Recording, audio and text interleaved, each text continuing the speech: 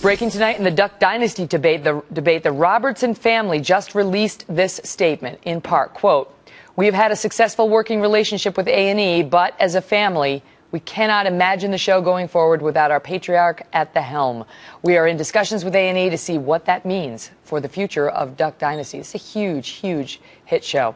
My next guest got a whole lot of attention today for defending Phil Robertson. In a Kelly File exclusive, we welcome Louisiana Governor Bobby Jindal. Governor, great to see you. And so, first, let me just get you on the record on your feelings about this controversy and Phil's suspension indefinitely from the show. Well, Megan, thank you for having me. Congratulations on all the success of your great new show. Thank you. Look, Phil's a personal friend. We were friends before I was governor, before we had a show. He is always going to be my friend. He'll be my friend after I'm governor, after his show's done. He's a good man. I know he's got love in his heart, and he wants everybody to be treated with equality and respect.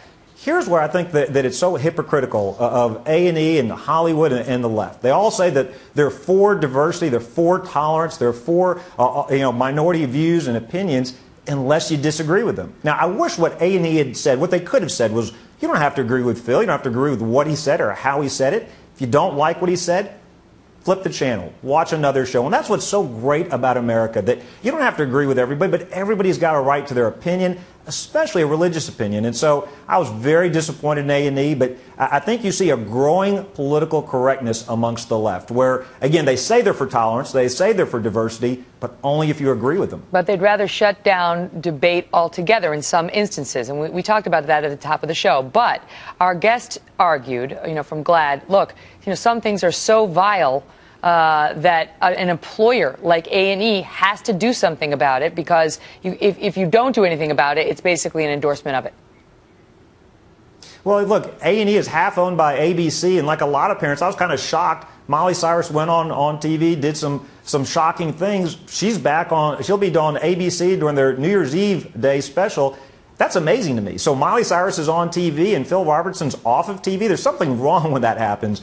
Look, there's a lot that comes out of Hollywood that comes on TV I don't like. There's a lot I don't want my kids watching. There's a lot that comes on the radio I don't want them to hear. That's my job as a parent. It's my job to shield them from that. I wish I could trust it and just let them watch. There's no so-called family hour anymore. I think A&E could have done a courageous thing. They were courageous to put this show on the air in the first place. I wish they'd stood by their show and said, you don't have to agree with them, just switch the channel, don't buy the duck calls if you don't like it. Now, some people are saying, because you mentioned the Miley Cyrus thing in a written statement earlier, how can a governor compare Miley Cyrus twerking and behaving in, to be charitable, an R-rated manner with a man, in some people's view, we played the statement, but in some people's view, he compared homosexuality to bestiality. There wasn't an actual comparison, but in the same breath, he talked about both of them as sins.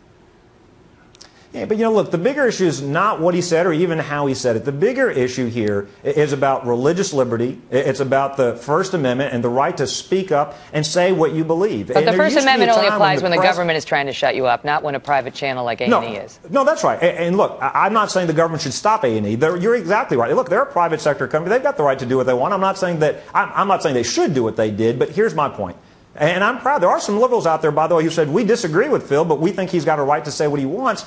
I think there's an ongoing assault for those right now that are speaking up for the religious beliefs. I think there's an ongoing assault from the left, from anybody who dares to disagree with them, who are not so-called politically correct, who don't agree with the orthodoxy coming out of the extreme left. I think it would have shown a lot more courage, a lot more class, a lot more character for A&E to say, I'm not saying they had to endorse what Phil said, but if they had just simply said, you know what? He's a star of a show. He has these views. Wouldn't we be better if we had that debate and discussion? If you don't like it, you go on TV and put your own show and say why you disagree. Or change the channel. Don't watch them. And the views, my boys, they love watching the show. The views really shouldn't have come as a huge surprise to A&E, since he had been outspoken on this issue before. So A&E, I mean, they arguably come up looking the worst in this whole thing, because some people are accusing them of being rather hypocritical or sort of situationally ethical. Governor, it's great to see you. Thanks for coming on.